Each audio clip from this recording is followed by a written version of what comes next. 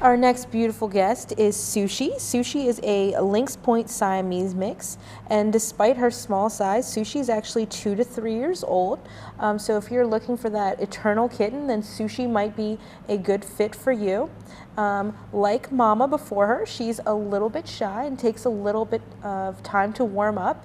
When Sushi first went on the adoption floor, she was hiding a lot in her cage, but as she's been on the floor for a bit of time now and she's begun to adjust to shelter life, she's starting to come out, and you can see her more often at the front of her cage, and she's looking around and taking it all in. And that's going to be the same when you take her home. She's going to be a little shy at first, but then as she gets used to being there, she's going to start showing her personality more and being out and about more in your home. Shy cats just take a little bit more time to kind of warm up, and Sushi has had a bit of a rough start.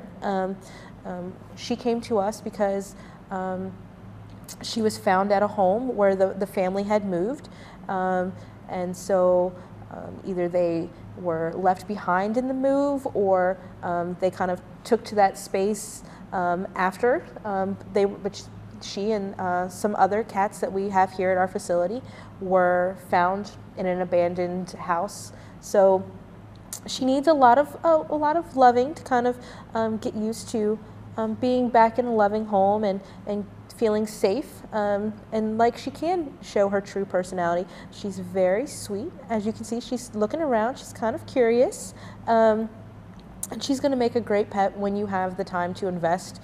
And her blue eyes are incredibly striking. That's the first thing that people usually see when they look at her. She's got that great coat.